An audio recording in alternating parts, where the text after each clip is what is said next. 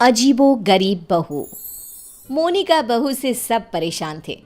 कारण था उसका नेचर, जो शादी के 8 साल बाद भी किसी को समझ में ही नहीं आ रहा था। बहू, मैं मंदिर जा रही हूँ, आऊँ तो पराठा तैयार रखना। पराठा किस चीज़ का माँ जी? आलू पनीर या प्याज आलू या मेथी का बना दूँ? सास, जिसे मंदिर जाने को देर हो रही थी। अरे बहू, किसी भी चीज़ का बना देना, वैसे भी भूख बहुत लगी है, मैं जल्दी ही मंदिर होकर आती हूँ। सास तो चली जाती है, लेकिन बहू वो तो अपने ही काम में मस्त हो जाती है।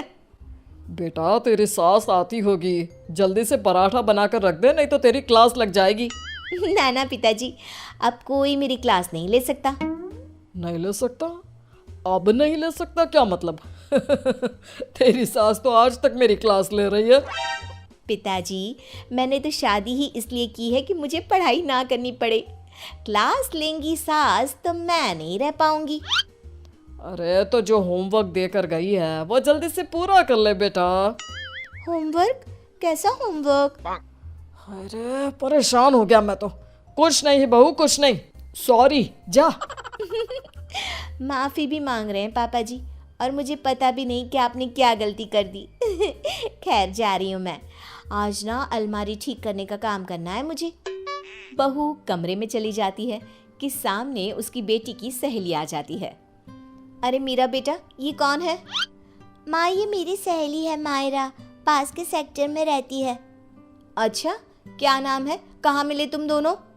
आंटी, इसने बताया ना कि मेरा नाम मायरा है, मैं पास के बिल्डिंग में रहती हूँ और हम स्कूल फ्रेंड्स हैं। अच्छा, तुम लोग स्कूल में नहीं खेलते, जो घर में खेलने की जरूरत पड़ गई?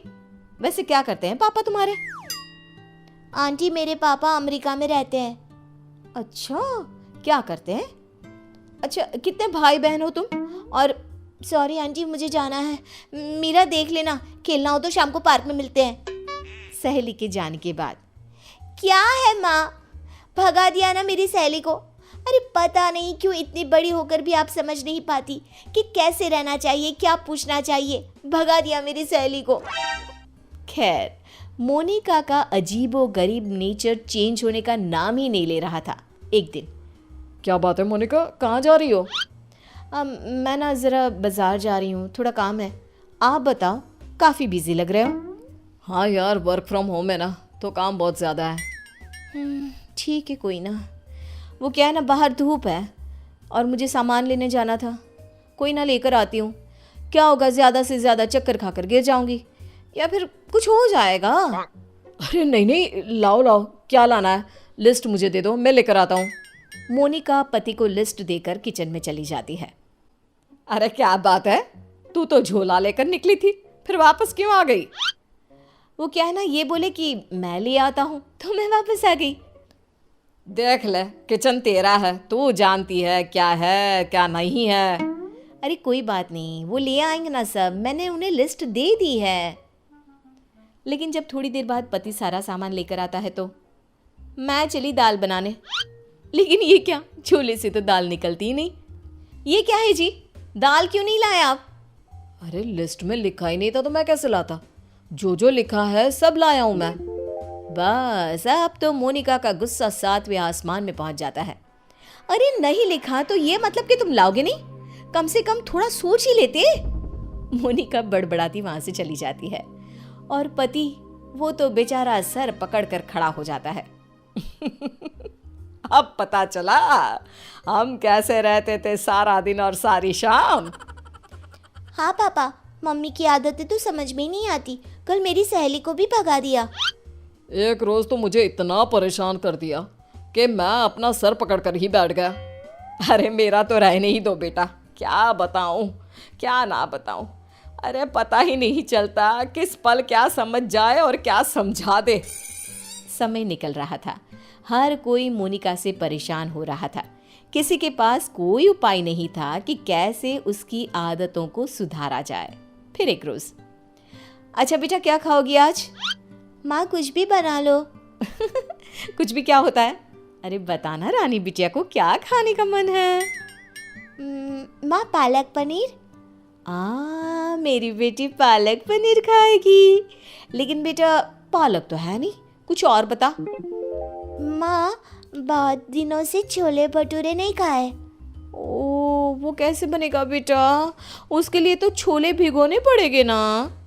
बेटी माँ को जो भी बनाने को बताती, मोनिका कोई ना कोई परेशानी बता देती, जिसके बाद माँ कुछ भी बना दे, तू एक काम कर, दाल चावल ही उबाल दे। वही तो बनाया है बेटा, चल जल्दी से आजा खा ले। माँ चली जाती है, लेकिन बेटी परेशान हो चुकी होती है। क्या है, माँ ने जब बना ही लिया था दाल चावल, तो मेरा वक्त क्यों बर्बाद कर रही थी? तभी वहाँ दादी आ जाती है। क्योंकि तेरी माँ है ही ऐसी, यहाँ तेरे पास आने से पहले मेरा भी सर खा कर गई है। क्या कर सकते हैं अब। पर दादी, ऐसे हाथ पैर बांध कर भी तो नहीं रह सकते ना। हाँ बेटा, सही बोल रही है तू। बहू को तो समझाना ही होगा कि वो जो व्यवहार करती है वो ठीक नहीं है। बस फिर क्या था, सभी सोच लेते हैं कि जैसे को तैसा करना है। अगले रोज नाश्ते पर, ये क्या है मोनिका, पराठे क्यों बनाए? मुझे तो पोहा खाने का मन था। लेकिन मुझे कैसे पता चलेगा कि आपको पोहा खाना है? बता देते ना।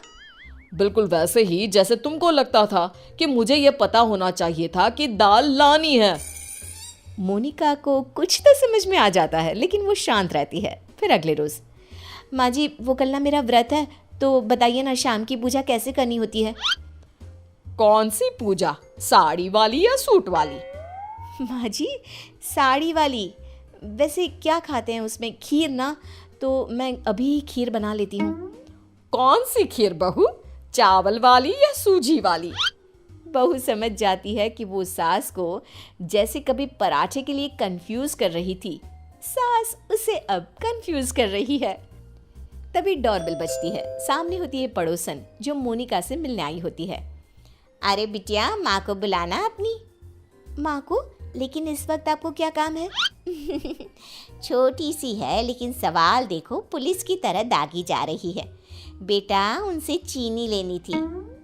अच्छा, आपकी कटोरी में या हमारी? बेटा, वो मैं लेकर आई हूँ, जरा माँ को बुला दो। कल पड़ोसन के घर क्या झगड़ा हुआ, ये भी पूछना था। ये क्या बात हुई, किसी के घर के झगड़े को डिस्कस करना? वैसे आपके पति क्या करते हैं? वो कितने बजे ऑफिस जाते हैं? और माँ जब शाम को वॉक पर जाती है, तो क्या उस वक्त आप लोगों की बात नहीं होती? मोनिका बेटी की सारी बात सुन रही थी, लेकिन जैसे ही वो बेटी को कुछ कहती, पड़ोसन उल्टे पैर भाग जाती है। माँ, मीरा, मैं समझ गई हूँ कि मैं क्या गलती कर रही थी। मुझे माफ़ कर दीजिए प्लीज़।